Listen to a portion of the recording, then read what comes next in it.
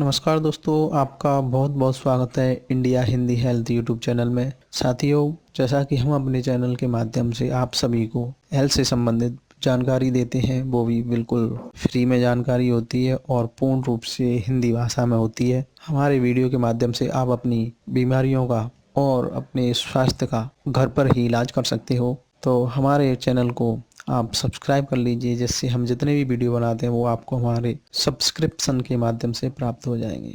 दोस्तों, यूँ तो हमने बहुत सारे वीडियो इसके ऊपर बनाए हैं, बवासीर और फिशर के ऊपर, लेकिन आज मैं आपको वो पूर्ण जानकारी देना चाहता हूँ जिससे ज़्यादातर लोग वंचित रहते हैं। तो उनको पूर्ण रूप से बवासीर और फिशर की जानकारी नहीं होती है। तो आज हम पूर्ण जानकारी देने जा रहे हैं। इसमें हम आपको बताएंगे कि बवासीर किन कारणों से होता है और किस चीज़ से सही होता है आपकी। आज हम अपने वीडियो के माध्यम से बवासीर और फिशर की सारी भ्रांतियां दूर करने जा रहे हैं। ये वीडियो खासकर भ्रांतियों को दूर करने का है, पूर्ण जानकारी देने का है। इसमें हम कोई पर्टिकुलर दवाई नहीं बताने जा रहे हैं आपको, लेकिन वो चीज़ बताने जा रहे हैं जिस चीज़ से आप अनभिज्ञ हो या आपको उसकी जानकारी नहीं है पूर्ण रूप से। तो साथ ही सबसे पहले मैं आपको बता देना चाहता हूँ कि आज भारत के अंदर 70% लोग बवासीर और फिशर से परेशान है और हर किसी को अपनी लाइफ में एक बार इस बीमारी से गुजरना पड़ता है। तो ये बहुत ही आम बात हो गई है कि ज़्यादातर लोगों को बवासीर और फिशर की शिकायत होती है। उनको ये बीमारी अपनी लाइफ में एक बार ज़रूर होती है, लेकिन क्यों होती है, इसका कारण क्या है और आप इससे कैसे बच सकते हो। तो इसमें एक और समस्या है कि ये ऐसी बीमारी है, गुप्त रोग के अंदर आती है। तो जितने भी गुप्त रोग होते हैं उनको ज़्यादातर लोगों को किसी को बताने में शर्म महसूस होती है और इसी शर्म के चक्कर में ये बीमारियां ज़्यादा बढ़ जाती हैं। तो कोई भी बीमारी हो उसकी डॉक्टर से सलाह लें, तुरंत अपने घर वालों को बताएं। घर में कोई भी सदस्य हो सकता है, आप हर सदस्य को किसी नहीं बताना चाहते हो तो किसी पर्टिकुलर सदस्य को बताएं जिसको आप बता सकते हैं, लेकिन बताएं ज़रूर अपनी समस्या को और उसका समाधान करें। क्योंकि जब किसी को आप अपनी समस्या के बारे में बताओगे नहीं तो आपकी समस्या का सॉल्यूशन कैसे होगा। उसका इलाज सही समय पर करना बहुत ही ज़रूरी होता है, चाहे वो कोई सी बीमारी हो। अगर बीमारी का सही समय पर इलाज नहीं होता है तो फिर वो गंभीर रूप धारण कर लेती है और फिर उसका इलाज थोड़ा मुश्किल हो जाता है और वो रेयर कंडीशन पर पहुंच जाता है आपका बीमारी, तो आपको बहुत ज़्यादा परेशानी का सामना करना पड़ता है। अब मैं आपको वो चीज़ बताता हूँ, ये बवासीर सर क्या होता है। तो दोस्तों, आमतौर पर ज़्यादातर लोग इसको समझ नहीं पाते हैं कि बवासीर क्या है और फिशर क्या है। वो एक ही बीमारी समझते हैं कि बवासीर है। तो इसको भी मैं आज डिफाइन करूंगा, यहाँ पे आपको बताऊंगा कि बवासीर क्या होता है, फिशर क्या होता है, और इसमें भी काफ़ी कंडीशन होती हैं, इसमें भी कई स्टेज होती हैं और ये भी कई रूप में होता है। तो वो सारी जानकारी आज मैं दे देता हूँ आपको। सबसे पहले मैं बताता हूँ आपको बवासीर के बारे में। तो फर्स्ट जो है वो आता है खूनी बवासीर। खूनी बवासीर में क्या होता है कि मरीज के खून आता है, और वो खून क्या होता है, कभी कभी तो बूंद के रूप में आता है, एक एक दो दो बूंद आती है, या फिर धार के रूप में भी आ सकता है। ज़्यादा ये समस्या जटिल हो जाती है, जैसे फर्स्ट स्टेज के बाद सेकंड और थर्ड स्टेज आती है तो उस समय क्या होता है, खून ज़्यादा आने लगता है।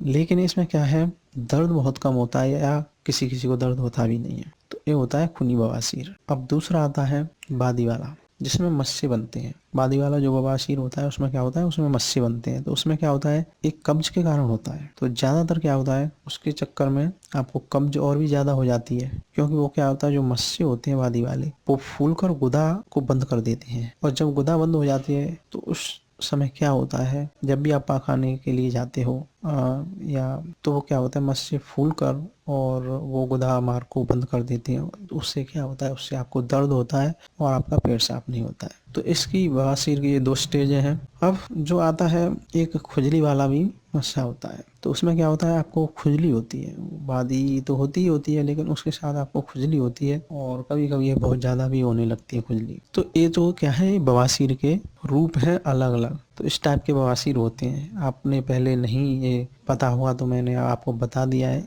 डिक्टो यही स्टेजें होती हैं बवासीर की। अब मैं बताता हूँ आपको फिशर। शायद इसके बारे में बहुत सारे लोगों को पता ही नहीं है कि फिशर होता है। वो एक ही चीज़ समझते हैं कि ये बवासीर होता है, लेकिन वो फिशर होता है। अब मैं आपको उसके बारे में बता देना चाहता हूँ। जो फिशर होता है तो वो भी ऐसे ही बवासीर का ही एक रूप है, लेकिन उसमें थोड़ा सा अंतर है। उसमें ये अंतर है कि वो मस्सा तो होता ही होता है, लेकिन उसमें क्या होता है, उसमें आपको दर्द होता है। जब भी आप फ्रेश होने जाते हो तो आपको दर्द होता है। तो इसमें क्या होता है कि मरीज की गुदा के अंदर एवं बाहर होता है फीसर, और इसमें एक जो मस्सा होता है उसमें चीरा लग जाता है। तो जब मरीज शौच करने जाता है तो चीरा लग जाता है उसमें, वो फट जाता है, और उससे क्या होता है, दर्द बहुत ज़्यादा होता है। और जब वो आप फ्रेश होने के बाद आते हो, शौच के बाद जब आते हो, तो काफ़ी देर तक आपको दर्द महसूस होता है, 4 से 5 घंटे, 8 घंटे भी हो सकता है। और इसमें क्या होता है, इसमें थोड़ा बहुत खून भी आता है, कभी कभी बूंद आता है। जब ये स्टेज लास्ट स्टेज पे होता है ये फीसर, तो आपको दर्द तो असहनीय होता ही होता है, साथ में आपको खून भी ज़्यादा आने लगता है। तो ये है फीसर। जो सबसे समस्या पैदा करता है वो फीसर ही होता है, क्यों इसमें बहुत भयंकर दर्द होता है चीरा लग जाने के कारण।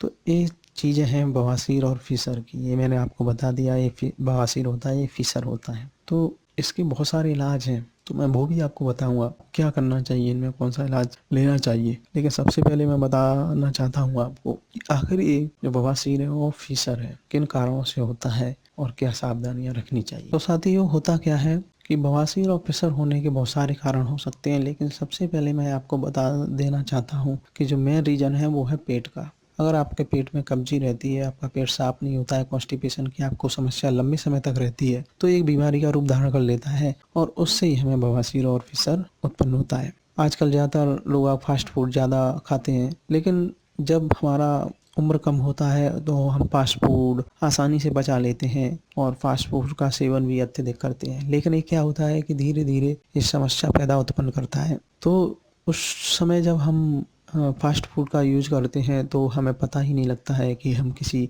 बीमारी को निमंत्रण दे रहे हैं, लेकिन हम खाते जाते हैं और फास्ट फूड के साथ जो आजकल सॉफ्ट ड्रिंक्स आती हैं उनका ज़्यादा यूज करते हैं। तो ये सारी चीज़ें वो हानिकारक हैं। दूसरा ये मैं आपको बता देना चाहता हूँ कि जो नई पीढ़ी के युवा हैं वो फास्ट फूड अधिक खाते हैं, उसके साथ वो कोल्ड ड्रिंक्स भी अत्यधिक पीते हैं, उसके बाद वो सिगरेट धूम्रपान भी अत्यधिक करते हैं और शराब का भी आजकल सेवन करने लग गए हैं। ये सारी चीज़ें ऐसी हैं जो आपको बवासीर और फिसर को निमंत्रण देती हैं, क्योंकि इससे क्या होता है, कब्ज होता है, पेट खराब होता है, लंग्स खराब होते हैं और बहुत सारी बीमारियों को वो भी ये सारे पदार्थ निमंत्रण देते हैं। अब होता क्या है, जैसे फास्ट फूड हम खाते हैं, कोल्ड ड्रिंक्स पीते हैं, सिगरेट पीते हैं, शराब पीते हैं, शराब के अंदर बियर पीते हैं, उस समय पता नहीं लगता है, लेकिन धीरे धीरे हमारा पेट खराब होने लगता है। जैसे ही हम अंडर 30 या एबव 30 को पार करते हैं तो फिर हमारा पेट खराब होने लगता है, और हमें उस समय पता लगता है कि हमारा अब पेट खराब हो रहा है, हमें कब्जियत की शिकायत हो रही है। आप दवाएं भी लेते हो लेकिन वो आपका कब्जियत सही नहीं होती है, और वो धीरे धीरे बीमारी का रूप धारण कर लेती है, और फिर हमें ये बवासीर और फिसर का रोग उत्पन्न हो जाता है। तो मेरा आपसे अनुरोध है, जो बुजुर्ग लोग हैं और जो पेरेंट्स हैं उनसे भी मेरा अनुरोध है कि अपने बच्चों को फास्ट फूड, ज़्यादा कोल्ड ड्रिंक्स और धूम्रपान और मद्यपान से बचाएं। उनको ये जानकारी दें कि ये कितने हानिकारक हो सकते हैं आगे चल के, क्योंकि आप जान चुके होंगे उसको, क्योंकि आपके साथ एक घटित हुआ होगा, आपने भी ऐसे फास्ट फूड और क्या कोल्ड ड्रिंक्स, मद्यपान और ऐसे धूम्रपान किया होगा। लेकिन जैसे आपकी स्टेज आई, आप पेरेंट्स बने हो, तो आपको उसका एहसास हुआ कि हाँ वास्तव में ये हानिकारक है। तो मैं चाहूँगा जितने भी पेरेंट्स हैं वो अपने बच्चों को ये सलाह दें, उनको समझाएं कि आपको ज़्यादा फास्ट फूड नहीं खाना है और जितने भी वर्जित पदार्थ हैं उनका सेवन नहीं करना है, क्योंकि एटलीस्ट क्या होता है, ये आपकी कई सारी बीमारियों के एक कारण बनते हैं। तो उनको बताइए, उनको तो मैं चाहता हूँ ये सबको पता लगे कि आज जो बीमारियों का सबब बनता है और जो हमारे पेट का जो कॉन्स्टिपेशन की समस्याएं होती हैं वो सारे इन फास्ट फूडों से, इन कोल्ड ड्रिंक्सों से और मद्यपान से और धूम्रपान से होती हैं। तो इनको कम करें, मेरे ख्याल से इनको ना करें तो बहुत ही ज़्यादा अच्छा है। तो खासकर पेरेंट्स को ध्यान रखना है बहुत ज़्यादा। तो ये चीज़ें हैं जिनसे आपको परेशानी उत्पन्न होती है। अब मैं बताता हूँ वो चीज़ कि इसका इलाज क्या है, कहाँ से आप दवा लें, वास्तव में इसका मेडिसिन से दवा आपका ये सही हो सकता है, या फिर आयुर्वेदिक दवा से, या होम्योपैथी दवा से, या फिर घरेलू उपचार से। ज़्यादातर लोगों के दिमाग में एक बात और आती है जो मैं आपको यहाँ पे क्लियर करना चाहूँगा, क्योंकि लोग समझते हैं कि यार ये मस्सा होता क्या है, बीमारी क्या है, कैसे क्या होता है। तो इसका मैंने बहुत ही गहन अध्ययन किया है। तो होता ऐसा है कि जैसा आपका गुदामार होता है तो वो एक बैलून टाइप का होता है, वो फूलता है और सिकुड़ता है। तो उसके साथ चारों तरफ क्या होता है, एक बैलून टाइप के बने हुए होते हैं मस्से टाइप, और जो सिकुड़ते हैं और फूलते हैं। तो जैसे ही हम शौच को जाते हैं तो चौड़े होते हैं और शौच करते हैं हम, उसके बाद वो सिकुड़ के और गुदामार को बंद कर देते हैं। अब ये जैसे ही कब्ज की परेशानी होती है, पेट खराब रहता है, कब्जियत की शिकायत रहती है, कॉन्स्टिपेशन होता है, उस दरमियान हम लोग क्या करते हैं, उल्टा सीधा खाना खाना शुरू करते हैं। तो उससे क्या होता है कि जो वैल्यूम टाइप होता है, जो मस्सा बनता है लास्ट में, उसमें क्या होता है, या तो चीरा लग जाता है या उसमें फिर ब्लड भर जाता है। और वो ब्लड भरने से क्या होता है कि वो दर्द करता है, कई कई इसमें पानी भी भर जाता है उनमें, तो वो सूखा मस्सा होता है, भादी का होता है। जो फिशर होता है उसमें वो ब्लड भर जाता है, तो उससे दर्द होता है, वो छिल जाता है, वहाँ से कट जाता है। और स्किन तो आपको पता ही हो, हाँ, बहुत ही सेंसिटिव होती है, तो इस वजह से ये बीमारी होती है इस तरीके से। आइए अब बात करते हैं इसके इलाज के बारे में, कि इसका सॉल्यूशन है क्या, इस बीमारी का इलाज क्या है। तो सबसे पहले मैं आपको बताता हूँ, अगर कोई घरेलू दवा देता है आपको, तो उसको आपको ज़रूर लेना चाहिए, क्योंकि वो बिल्कुल आयुर्वेदिक पद्धति पर कार्य करती है और आपको कोई साइड इफ़ेक्ट भी नहीं करती है। तो जैसे जड़ी बूटियाँ हैं, काफ़ी फ़ायदेमंद होती है। लेकिन यहाँ पे एक क्लियर बात मैं करना चाहता हूँ कि अगर आपका फर्स्ट स्टेज है इसका, बवासीर का और फीसर का, उस टाइम तो ये दवाएं काम कर जाती हैं, आपको उस बीमारी को भी सही कर देती है। लेकिन अगर आपकी स्टेज लास्ट है, तो वहाँ पर ये दवाएं काम नहीं करती हैं। अब वो दवाएं बहुत सारी हो सकती हैं। मैंने अपने वीडियो के माध्यम से, मैंने पहले भी 2 वीडियो अपलोड की हैं, उसमें मैंने आपको 2 दवाएं बताई हैं, और वास्तव में ही बहुत ही कारगर दवाएं हैं। उससे बहुत सारे लोगों ने फ़ायदा उठाया और सही भी हुए हैं। लेकिन वो स्टेज का, जैसे मैंने आपको बात किया है, आपको अगर शुरुआती दौर है आपका बवासीर का और फीसर का, तो निश्चित रूप से वो सही होती हैं। इसी प्रकार और भी लोग कई बताते हैं, लेकिन मैं चाहूँगा कि जो मैंने आपको पद्धति बताई है, जो दवाएं बताई हैं, वो बिल्कुल फ्री हैं। कोई किसी को कोई पैसा नहीं देना है। तो ऐसे ही अगर आपको कोई फ्री में वो जड़ी बूटियाँ बताता है, वो दवा बताता है, तो आपका उसका यूज आप कर सकते हो, उसको एक बार इस्तेमाल करके देख सकते हो। लेकिन अगर आपको पैसे की डिमांड करता है कोई, तो वो आपका पैसा व्यर्थ बहाना है, आपको पैसे से ये बीमारी सही होने वाली नहीं है। अब मैं बताता हूँ आपको वो चीज़, कि अगर इन होम्योपैथी दवाई से भी इलाज नहीं है, अब मैं बताता हूँ, अगर आपको इन जड़ी बूटियों से, जो देसी दवा है, उससे सही नहीं होता है, तो इसका मतलब आपका स्टेज सेकंड के बाद लास्ट स्टेज है। अब इस अब यहाँ आपको ध्यान से सुनना है कि जो लास्ट स्टेज है, उसके लिए दवा कोई नहीं है। होम्योपैथी, आयुर्वेदिक और जितने भी एलोपैथी मेडिसन हैं, वो लास्ट स्टेज पर असर नहीं करेंगी। तो बवासीर के और फिशर के लिए केवल 2 चीज़ हैं अभी इस टाइम इंडिया के अंदर।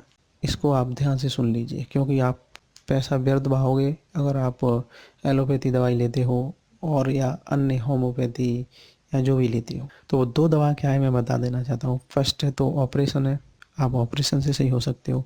सेकंड है, इसका एक इंजेक्शन लगता है, तो वो गुदामार में ही लगता है वो इंजेक्शन। और उस इंजेक्शन में क्या होता है कि एक ऐसी दवा होती है, जहाँ पे होता है वहाँ पे वो दवा डाली जाती है, उससे उस चीज़ को, जो मस्से होते हैं उनको सुखाया जाता है। तो ये 2 दवा कारगर हैं, उसके अलावा कोई मेडिसिन काम नहीं करती। तो आप अपना पैसा व्यर्थ न बहाएं और ये 2 कामों को करें, अगर आपकी लास्ट स्टेज हो गई है तो मैंने यहाँ पे आपको क्लियर कर दिया है कि आपको कौन सी दवा लेनी है। ये भी बता दिया है कि आपको अपना पैसा बर्बाद करने की ज़रूरत नहीं है, क्योंकि इसकी दवा जो बनी है वो मैंने आपको बता दी है। ऑपरेशन और इंजेक्शन जो आजकल है, उस इंजेक्शन को हर कोई नहीं लगाता, ये बात सच है, सभी को नहीं पता है, ये अवेयरनेस की बात है।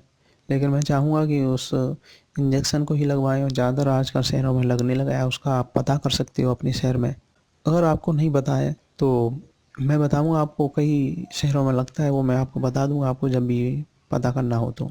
दूसरा ये है कि इस बीमारी से बचने का सबसे बड़ा उपाय यही है कि आप कब्ज़ न होने दें, अपने पेट को साफ़ रखें और हमेशा ऐसी चीज़ें खाएँ जिससे आपको कब्ज़ की समस्या कभी ना हो। तो ध्यान रखना है, आपको हल्का भोजन करना है, हरी सब्जियाँ ज़्यादा यूज़ करनी है, और जिनमें फाइबर युक्त जो चीज़ है उनका ज़्यादा यूज़ करना है आपको। ज़्यादा तली हुई चीज़ें, ज़्यादा मिर्च मसाले आपको यूज़ नहीं करना है, और लाल मिर्च का यूज आपको बहुत कम करना है। अगर आपको ये बीमारी हो जाती है ना, उस टाइम तो आपको लाल मिर्च बिल्कुल भी यूज नहीं करनी है। तो मैं बताना चाहूँगा कि यहाँ पे इस बीमारी की लाल मिर्च तो एक अभिशाप है, मतलब एंटी है लाल मिर्च आपकी इस बीमारी के लिए, बवासीर और फिशर के लिए। अगर आपको बवासीर फिशर है अभी, तो मैं रिक्वेस्ट करूँगा लाल मिर्च आप यूज़ ना करें, उनको बिल्कुल बंद कर दें। आप सब्जी केवल घी में तड़का लगा के ही सब्जियां खाएं और हरी सब्जियां खाएं।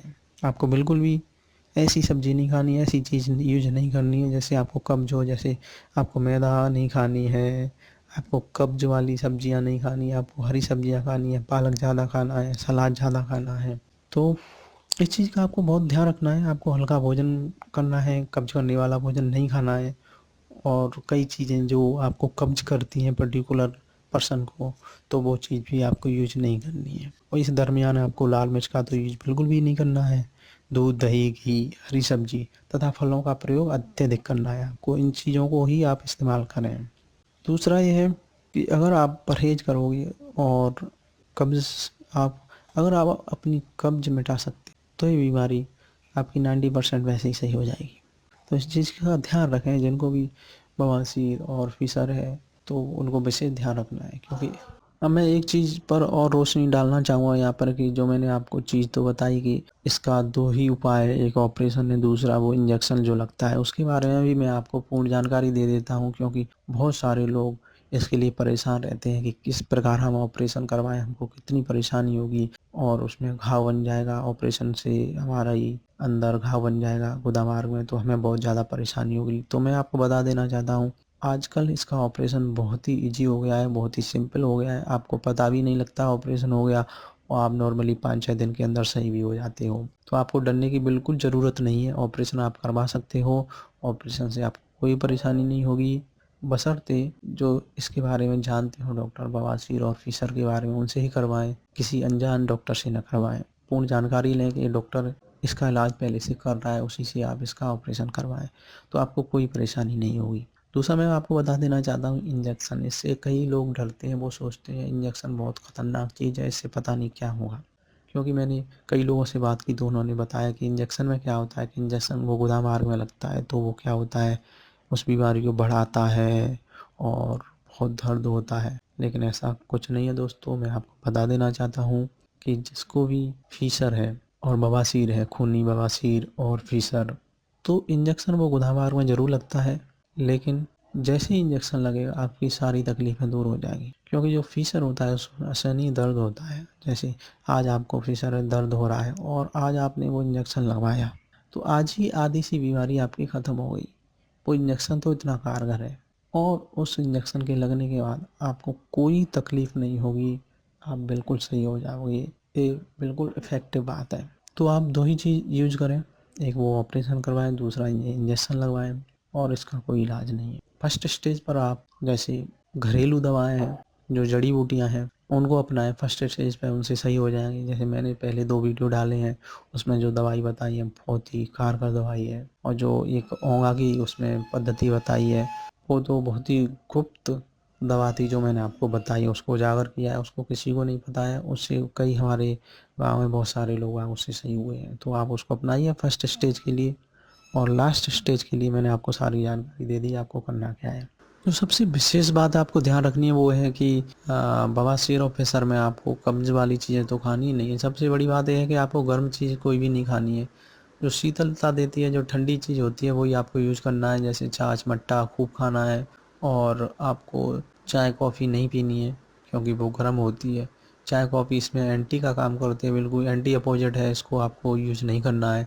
जैसे आपको लाल मिर्च यूज़ नहीं करना है, लाल मिर्च भी एंटी अपोजिट है, उसको आपको बिल्कुल भी यूज़ नहीं करना है। आपको अगर बवासीर और फिशर है तो इन चीज़ों का ध्यान रखिए। आपको चाय और कॉफ़ी यूज़ नहीं करनी है और आपको लाल मिर्च यूज़ नहीं करनी है। बाकी की सारी बातें मैंने आपको बता ही दी हैं। तो आप छाछ ज़्यादा यूज़ कीजिए, तो इन चीज़ों का ध्यान रखिए। ठंडी चीज़ें खाइए, गर्म चीज़ों को अवॉइड कीजिए। तो मुझे बहुत आज खुशी हुई कि मैंने आपको इस जानकारी दी, और मुझे पूर्ण रूप से विश्वास है कि आपको बहुत ही अच्छी जानकारी आज मिली होगी।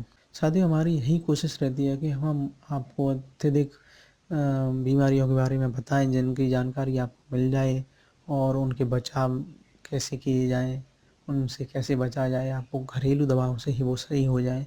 हम चाहते हैं कि आपको बीमारी न हो, इसलिए हम आपको बताते हैं कि आपको क्या करना है और बीमारियों से कैसे बचना है। फिर भी अगर आपको कोई बीमारी होती है तो आप घरेलू उपाय अपनाकर उनसे छुटकारा पा सकते हो। बस कुछ आपको मेहनत करनी पड़ेगी, सजग रहना पड़ेगा। तो आप सजग रहिए, मेहनत कीजिए, क्योंकि शरीर आपका है और सुख भी आपका है। अगर आपका शरीर स्वस्थ रहेगा तो आप स्वस्थ रहोगे।